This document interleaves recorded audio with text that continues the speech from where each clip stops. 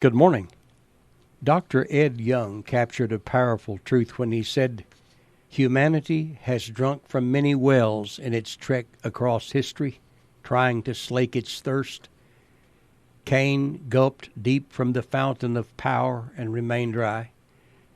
His descendants at Babel sought satisfaction with technology and the building of the tower, but they stayed thirsty."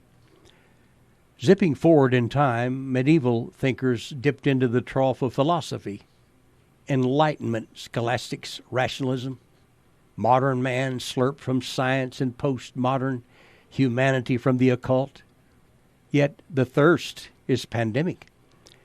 He concludes God alone is the well in the desert of existence, and those who go to him to satisfy their parched souls find an inexhaustible fount. On the subject of prayer, Adrian Rogers had this to say: "Prayer is not some exercise where we talk God into doing what he doesn't want to do. We'll never do that. Prayer is not bending God's will to fit our will.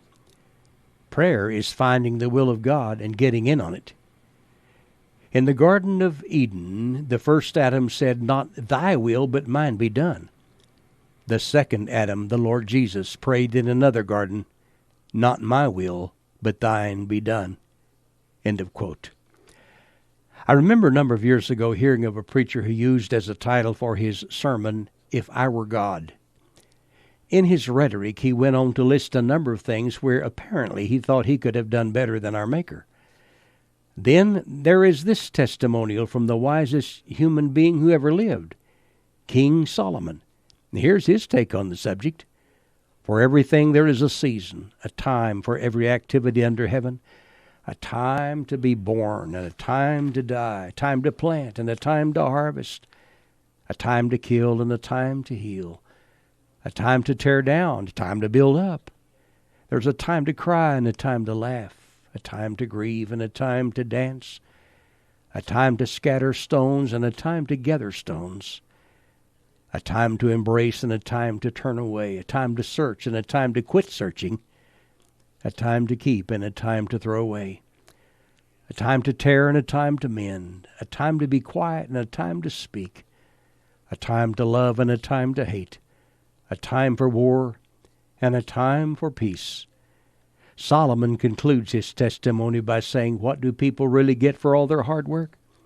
I have seen the burden God has placed on us all. Yet God has made everything beautiful for its own time. He has planted eternity in the human heart, but even so people cannot see the whole scope of God's work from beginning to the end." And Solomon was right. It is impossible for mortal man to fully comprehend the works of God. It is not for us to know fully God in this lifetime. It is for us to bow the knee and trust the one who holds it all in his mighty hands. I'm Larry Hatfield. Good day.